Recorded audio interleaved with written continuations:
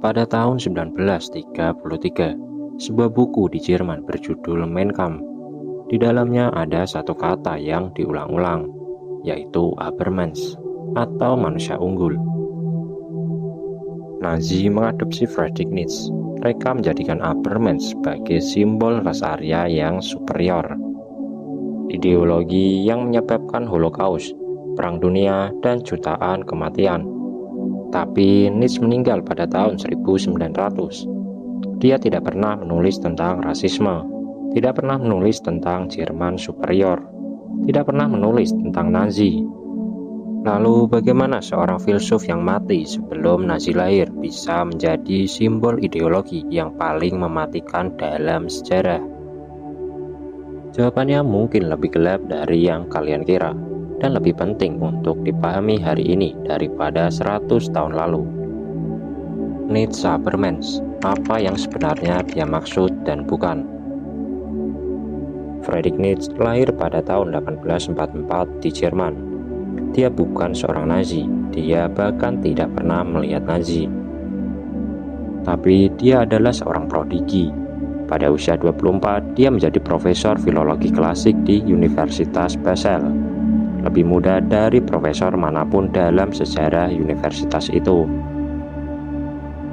Tapi pada tahun 1879, dia pensiun karena migrain yang parah, muntah darah, dan masalah penglihatan. Dia menulis sebagian besar karyanya sambil sakit, sambil berjalan di pegunungan Swiss, sambil berteriak karena sakit kepala. Dan di tengah penderitaan itu, dia menulis sesuatu yang mengubah dunia.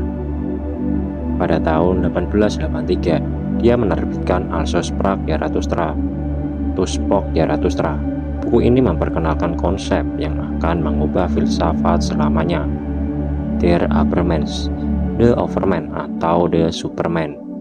Tapi Nietzsche tidak menulis ini untuk rasisme, tidak untuk nasionalisme, tidak untuk superioritas rasial.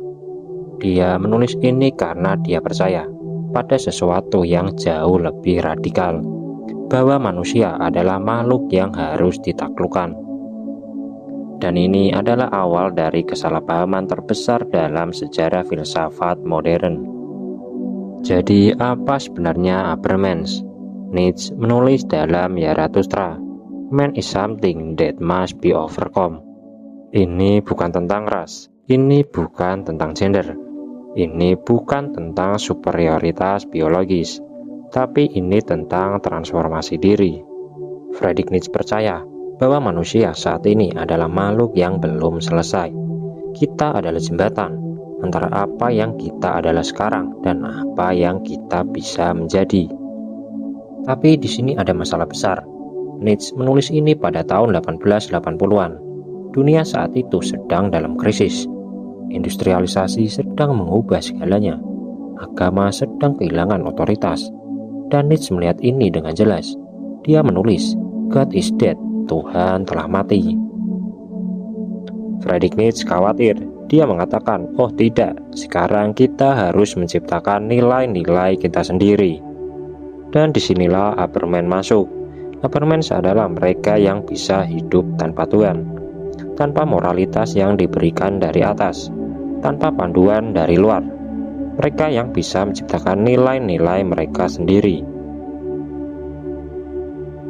Friedrich Nietzsche menjelaskan ini melalui 3 metamorfosis.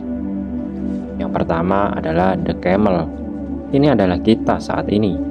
Kita memikul beban dari orang lain, dari agama, dari masyarakat, dari orang tua. Kita berkata ya pada apa yang harus kita lakukan. Kedua, the lion. Singa melawan naga, naga yang bernama kamu harus. Singa berkata tidak, singa memberontak. Singa menghancurkan nilai-nilai lama. Dan yang ketiga, the child. Dan akhirnya anak, anak yang bermain, anak yang menciptakan, anak yang berkata ya pada kehidupan. Bukan karena dipaksa, tapi karena mereka memilih sendiri. Übermensch adalah anak itu sendiri. Mereka yang bisa menciptakan nilai-nilai baru setelah mereka menghancurkan yang lama. Ini bukan tentang menjadi lebih kuat secara fisik, tapi ini tentang menjadi lebih kuat secara filosofis. Dan inilah yang membuat Friedrich Nietzsche begitu berbahaya dan begitu disalahpahami. Jadi bagaimana Habermas yang filosofis tentang transformasi diri menjadi simbol rasisme Nazi? Jawabannya ada pada satu orang, Elisabeth Forster, adik perempuan Friedrich Nietzsche.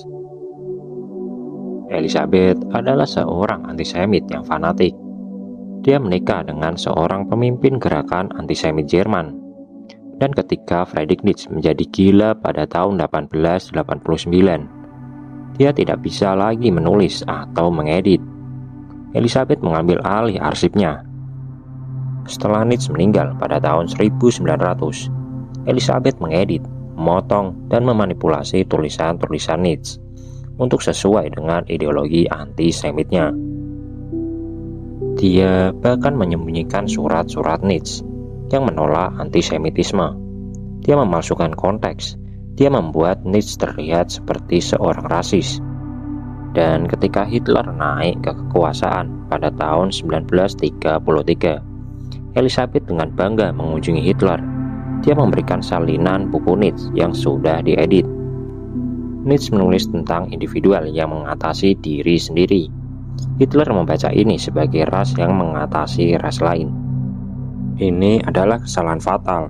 Nietzsche membenci nasionalisme Jerman. Dia membenci antisemitisme. Tapi Nazi tidak peduli. Mereka butuh simbol. Dan Nietzsche yang sudah mati tidak bisa membela dirinya sendiri. Sebenarnya Nietzsche tidak salah. Yang salah adalah kita. Kita yang tidak membaca. Kita yang tidak bisa memahami konteks. Dan ini terjadi lagi dan lagi sampai hari ini. Jadi untuk benar-benar memahami Habermas, kita harus kembali ke konteks yang lebih luas. Nietzsche menulis pada akhir abad ke-19. Dunia saat itu sedang berubah, dan dia melihat sesuatu yang orang lain tidak lihat. Sebelum Nietzsche ada Hegel. Hegel percaya pada progres, sejarah bergerak menuju tujuan. Ada spirit of the age, ada dunia yang bermakna. Tapi Nietzsche berkata tidak. Nietzsche percaya bahwa tidak ada tujuan akhir, tidak ada makna yang diberikan dari atas, tidak ada progres yang pasti, dan ini menakutkan.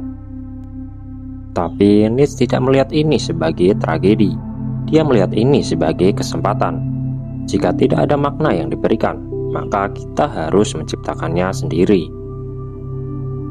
Dan inilah Habermas, bukan ras yang superior, bukan bangsa yang superior, tapi individu yang bisa menciptakan makna sendiri. Nietzsche menulis dalam Genealogy of Morals, moralitas adalah naluri kawanan. Moralitas yang kita terima dari agama, dari masyarakat, dari orang tua. Ini adalah moralitas kawanan. Kita mengikuti karena semua orang mengikuti. Dan Habermas adalah mereka yang berani berkata tidak. Saya akan menciptakan nilai-nilai saya sendiri.